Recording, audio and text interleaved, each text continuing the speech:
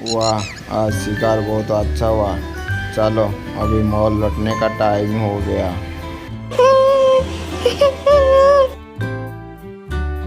मुझे ये आवाज़ कहाँ से सुनाई दे रहे हैं? चलो जाके देखते हैं।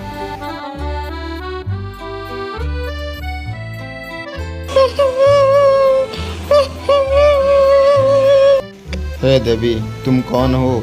ये घने जंगल में तुम क्या कर रही हो? महाराज, मेरे पति ने मेरे को यहाँ छोड़ दिया। अब मैं क्या करूँ? कहाँ जाऊँ? कुछ समझ में नहीं आ रहा है। बहुत सुंदर था। उसका सुंदरता देख के राजा मोहित हो जाते हैं और उसको सहारा देने के लिए निश्चित करते। देवी, तुम चाहो तो मेरे को शादी करके मेरे साथ राजमहल में रह सकते हो।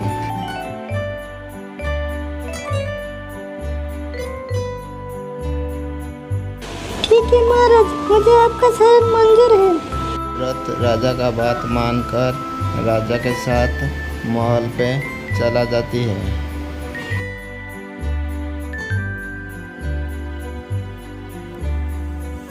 तरह राजा नरेश ने औरत को शादी कर लेता है। का दूसरा पत्नी रीना भी वो ना चाहते हुए दोनों को स्वागत करता है।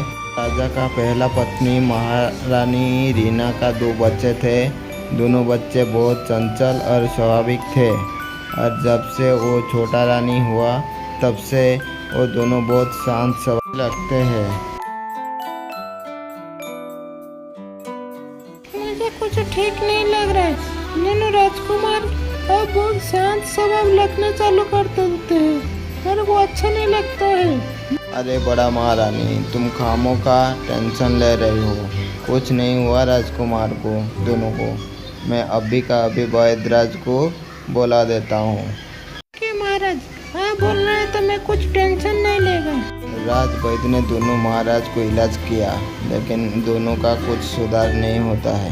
ऐसा दिन बीतने गया। फिर एक बार राजा भी बीमार पड़ जाता है। वैद्य जी जितना भी इलाज करते उनका तबीयत में कुछ सुधार नहीं आता है। महाराज, मैं पूरा कोशिश से आपको इलाज किया लेकिन आपका शरीर में कुछ चेंजेस नहीं होता है। लेकिन आखिरकार मुझे वो क्या रहे।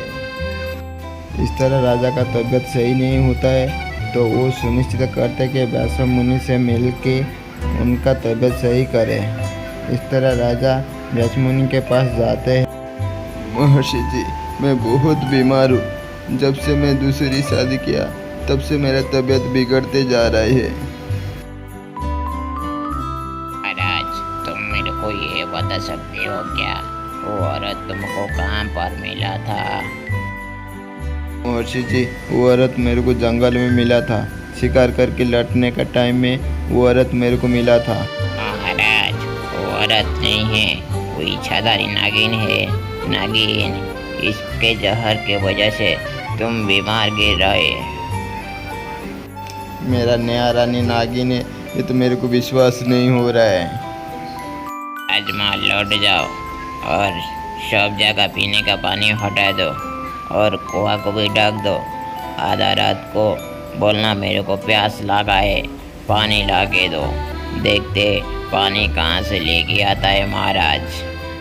इसी तरह महाराज व्यास मुनि का पूरा बात सुन लेते हैं और महाराज राजमहल को लौटने का फैसला कर लेते हैं। राजा ने महल से सब पीने का पानी हटा दिया और कुएं को भी ढक देते हैं।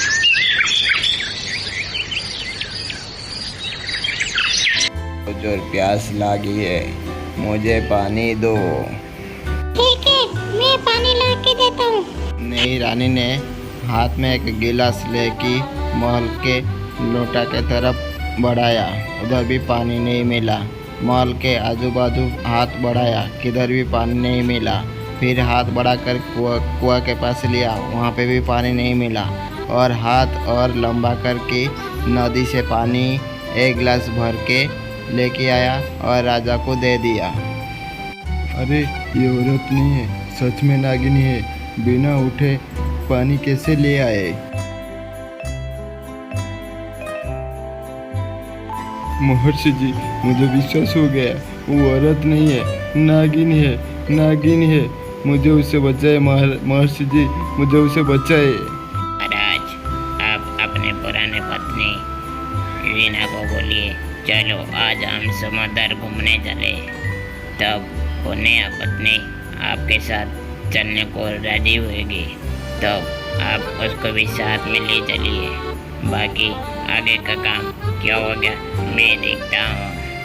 राजा ने महर्षि का बात मानते हैं और राजमहल जाते हैं और रानी को बोलते हैं, रीना, चलो आज समुंदर देखने चलते हैं। मुझे भी समुंदर देखने जाना है। हाँ ठीक है भाई, तुम भी चलो। फिर महाराज उसका दुई रानी और महर्षि के साथ समुद्र के पास पहुंच जाते हैं। नाव में बैठ के समुद्र में घूमने चालू कर देते हैं।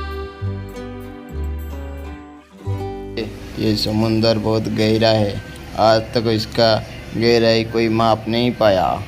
ये समुंदर का गहराई का पता लगा सकता हूँ। अरे बड़ा बड़ा नावरी और तैरने वाला भी ये काम नहीं कर पाया, तुम कैसे कर लोगे?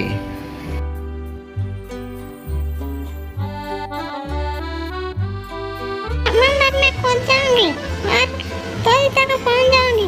उसके बाद मैं हाथ बढ़ाऊंगी। तब मेरा हाथ पहुँच जाएगा तो तुमको पता लग जाएगा समुंदर कितना गहरा है। ठीक है, करके दिखाओ।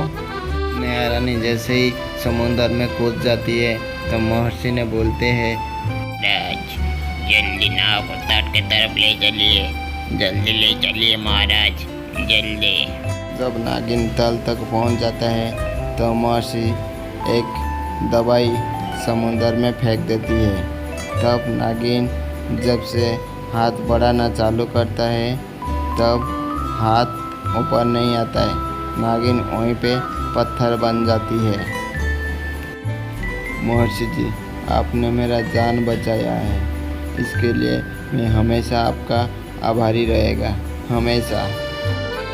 राजा ने इस तरह राज्य लौटाता है और महल में पहुंच जाता है और दोनों राजकुमार का भी तबीयत ठीक हो जाता है।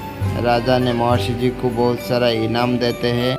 राजा उनका पुराना रानी और दोनों राजकुमार के साथ खुशी से रहने लगते हैं। सबका ये कहना है कि आज तक भी वो नागिन समुंदर के अंदर ऐसा हाथ हिलाते रहता है। ओम नमः शिवाय, ओम नमः शिवाय, ओम नमः शिवाय, ओम नमः। इच्छाधारी नागिन जाने के बाद राजमहल में जैसा खुशी का लहर ही खेल गया था, लेकिन महर्षि जी को कुछ अनहोनी का संकेत दिखाई दे रहा था और उनको ठीक नहीं लगा, तो वो तुरंत महाराज के पास चलते हुए आए। महाराज, हम भी इतना भी खुश नहीं होना चाहिए कि वो नागिन को समुंदर में कैद करने के बाद और शांति से रहे और उसका आत्मा इतना सरलता से नहीं मिट जाता है। क्या कहना चाहते महर्षि? वो नागिन अभी भी हम लोग का पीछा नहीं छोड़ सकता है। महाराज, मैं ध्यान लगाया था, मुझे आभास हुआ है उसका शक्ति अभी भी ये भूमि पर आवास हो रहा है। ओम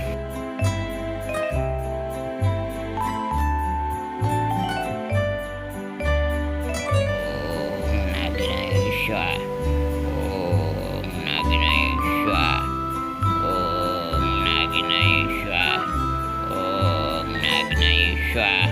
इस तरह जैसे नागिन को कैद कर दिया था, दूसरी तरफ एक तांत्रिक ने नागिन को आत्मा को निकालकर वो शक्तिशाली होने के इनके आत्मा को मुक्त करके वो शक्तिशाली होना चाह रहा था और उसका शक्ति से वो सबसे राज करने का कोशिश कर रहा था। ओम नागिनेश्वर, ओम नागिनेश्वर, ओम नागिनेश्वर।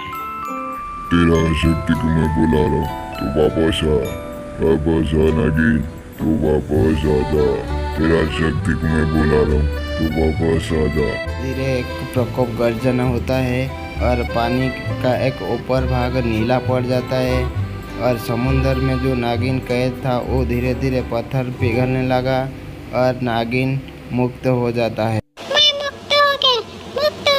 ये संसार ने मुझे जो लिया है मैं अभी बराबर बदला लेगा।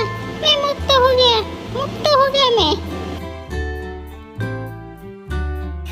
मैं तुम्हारा शक्ति पर ये दुनिया पे राज करूंगा। राज तुम्हारा शक्ति पे मैं राज करूंगा। तांत्रिक का ये इच्छा था नागिन का पूरा शक्ति लेके पूरा दुनिया पे राज करने वाला था। ये संभव नहीं है तांत्रिक, ये संभव नहीं है। नागिन ने अपना कुटिलता से तांत्रिक को धोखा दिया। वो अपना शक्ति से तांत्रिक को मार दिया और तांत्रिक का शक्ति ले लिया। नागिन ने पहले से और ताकतवर हो। कोई भी मेरा शक्ति नहीं ले सकता है। मैं सबका नाश करेगा। मैं बदला लेगा, जरूर बदला लेगा। कोई भी मेरा गलत इस्तेमाल नहीं कर सकता है, समझे क्या? महारानी बगीचा पे ठहर रहे थे। उनको अचानक एक आभास आया जैसे उनको कोई पीछे से देख रहा है। महारानी को लगा ऐसा कोई जादुई शक्ति उनके पीछे से देख रहा है। ऐसा लग रहा था कि जैसे एक छोटा सा नागिन का उनके गला पे तैर रहे हैं। ऐसे आभास हुआ तो और थोड़ा पीछे घूम के देखने के लिए कोशिश कर रहे थे, तब नागिन वहाँ से अदृश्य हो जाता है।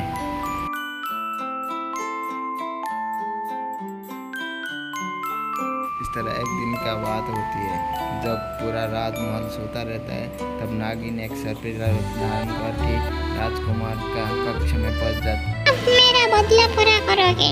राजकुमार का दोनों प्रिय पुत्र को अब मेरे कब्जा में कर लेगा।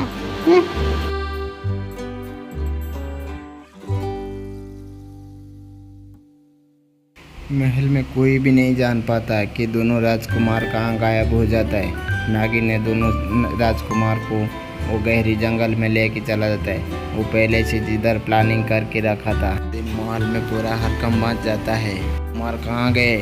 महल में पूरा छान मारो, दोनों राजकुमार किधर गए पता लगाओ।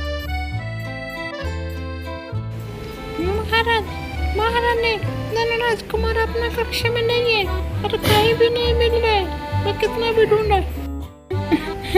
महाराज, मुझे डर है कहीं नागिन ने दोनों को ले लिया।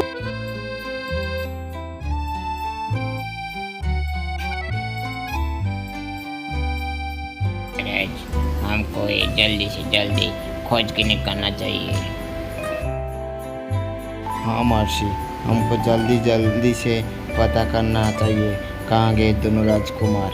बहुत नागिन ने एक जहरीला जंगल में दोनों राजकुमार को रखा था और वहाँ पे उन दोनों को मारने का प्लानिंग कर रहा था। हमें छोड़ दो, हमको मत मारो। हमने आपको क्या बिगाड़ा है? हमको छोड़ दो। तुम्हारे पिता ने मेरे को धोखा दिया, अब तुम दोनों उसका सजा भोगोगे। हमको छोड़ दो नागिन, हमको छोड़ दो। अगर तुम्हारा पिताजी को पता चलेगा ना तुम हमको कैद किया है तो तुम्हारा हालत क्या करेंगे तुमको पता है ना। हमको छोड़ दो। बच्चे, तुम मेरे को डराना छोड़ दो। तुम्हारा पिताजी का सजा तुम लोग भूलोगे। अब तुम्हारा बात करेगा मैं। महाराजा और महारानी ने महर्षि का वो दिव्य शक्ति लेते हैं और वो जंगल का वो गुप्त स्थान पे पहुंच जाते हैं। ओम नमः शिवाय, ओम नमः शिवाय, ओम नमः शिवाय, ओम नमः शिवाय, ओम नमः शिवाय। हे देव का देव महादेव, ये नागिन का बधो। नहीं, ये हो नहीं सकता। अरे नागिन, तेरे को मेरे बच्चे लोग से दूर रहना चाहिए था। अब तेरा कर्म का सजा तेरे को ही मिलेगा। नागिन अंतिम समय तक महाराज और महर्षि को मारने का कोशिश करता है, लेकिन उसका कोई भी नहीं चलता है। वो कुछ भी नहीं कर पाता है। तो मैं छोड़ूंगा नहीं, तुम सभी को मार दूंगा। मेरे जैसे तुम्हारा भी अंत आएगा, जरूर आएगा। तुम्हारा कुछ भी नहीं चलेगा, तुम्हारा अंत जरूरी होगा, जरूर होगा। तरह महर्षि जी ने नागिन को पूरा निष्क्रिय कर देते हैं, पूरा शक्तिहीन कर देते हैं। अरे नागिन, तो अभी कुछ नहीं कर सकता है, वो तो पूरे शक्तिहीन हो गया है। अब तेरा वध सुनिश्चित है। मैं तुमको छोड़ूंगा नहीं, तुम सबको सजा दूंगा, जरूर सजा दूंगा तुम सबको।